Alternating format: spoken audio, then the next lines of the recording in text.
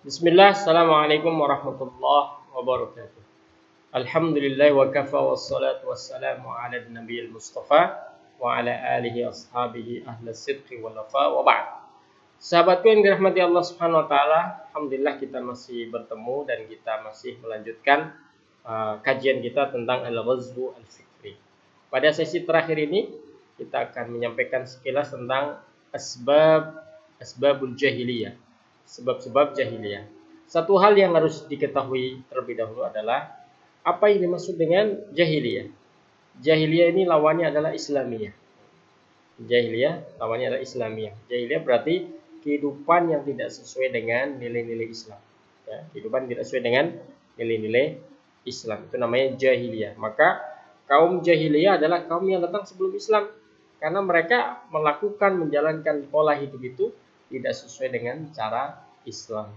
Cara makan, cara minum, cara bergaul dengan masyarakat, cara berkomunikasi, ya, cara macam-macam semuanya tidak sesuai dengan ajaran Islam karena memang belum datang Islam, ya, maka dinamakan jahiliyah. Maka begitu datang Islam, berikan petunjuk, berikan hidayah bagi mereka yang sudah masuk Islam, maka dia menjadi Muslim, ya, tidak menjadi jahil lagi.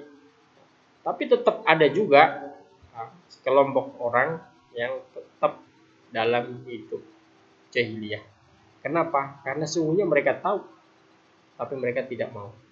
Tahu tapi tidak mau. Ini tetap jahiliyah. Ya. Tetap banyak orang yang tahu tapi tidak mau. Tahu petunjuk tapi tidak mau mengambilnya. Nah, inilah yang mungkin harus kita fahami bersama-sama. Sebab-sebab jahiliyah itu apa diantaranya? Di antara yang pertama adalah dzannusu billah. Ya. Dzannusu billah. Berprasangka buruk kepada Allah Subhanahu wa taala. Ya, ini karena berawal dari kekufuran. Tidak mau menerima Islam. Ya. Akhirnya dzannusu billah, ya. Akhirnya mereka berprasangka buruk dengan Allah Subhanahu wa taala, ya. Dan itulah yang menyebabkan, ya, mereka para orang-orang kafir, ya, a priori terhadap dakwah dan kebenaran, sehingga mereka tidak pernah membuka hati untuk menerima hidayah. Kemudian yang kedua adalah merasa cukup dan tidak membutuhkan petunjuk Allah Subhanahu wa taala.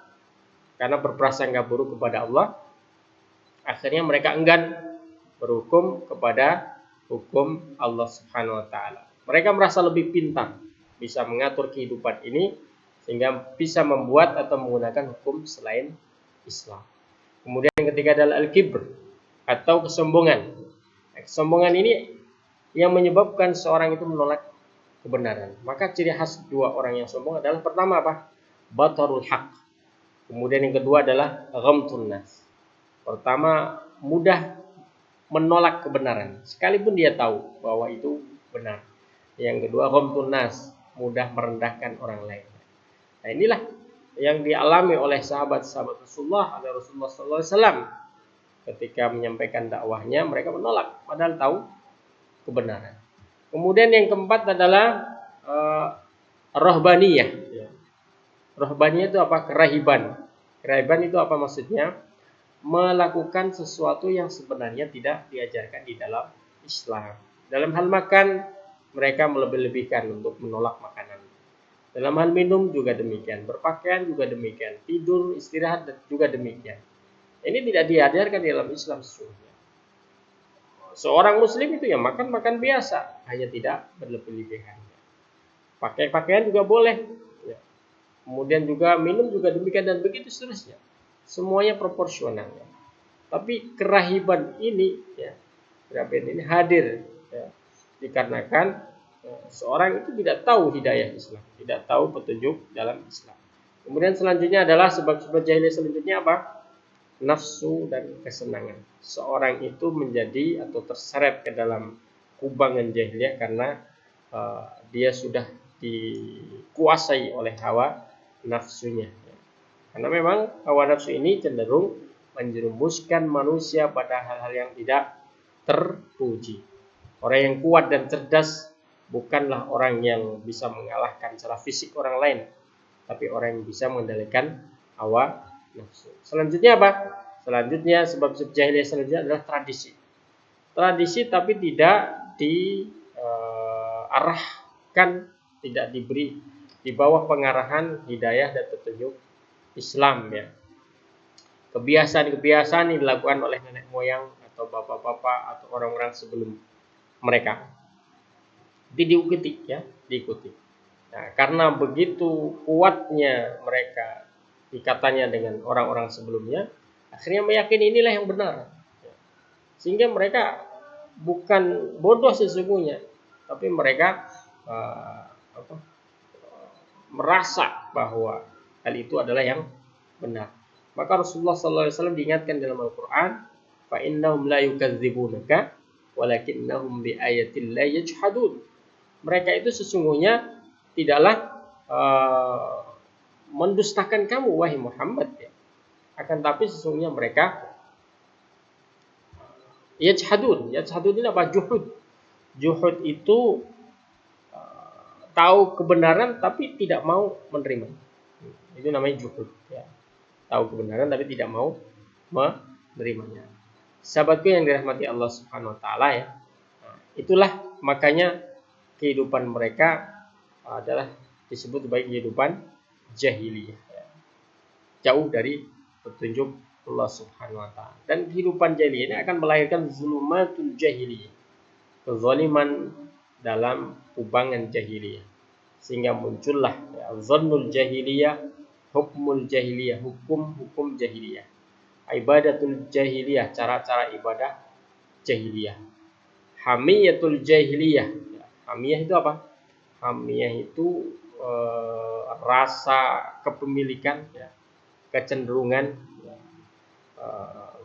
emosional jahiliyah. Contoh misalkan apa? Seorang berasal dari daerah A, yang satu lagi dari daerah B.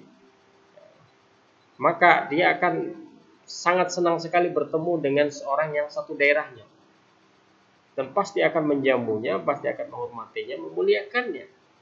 Nah, yang lebih parah lagi, kalau tidak diarahkan dengan petunjuk Islam, maka dia akan menganggap dan membela saudaranya sekalipun dalam keadaan posisi yang salah. Nah, ini namanya hamiyatul jahiliyah. Membela saudaranya, apapun kondisinya, salah benar tetap dibela. Tapi dalam Islam nggak begitu.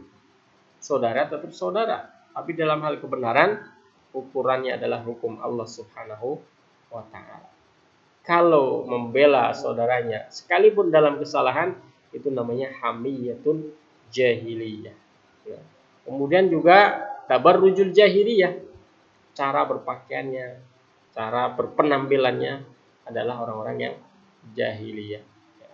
Mungkin menutup aurat, tapi tidak muni syar'i. Ya. Pakai jilbab tapi ketat. Ya. Ini kan jahiliyah juga ya.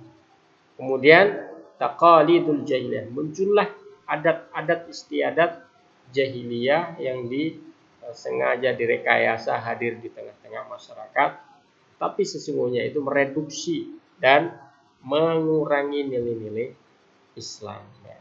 Seakan-akan itu adat budaya yang baik, tapi sesungguhnya mereduksi nilai-nilai Islam. Inilah kezaliman-kezaliman jahiliyah akan hadir di tengah-tengah masyarakat.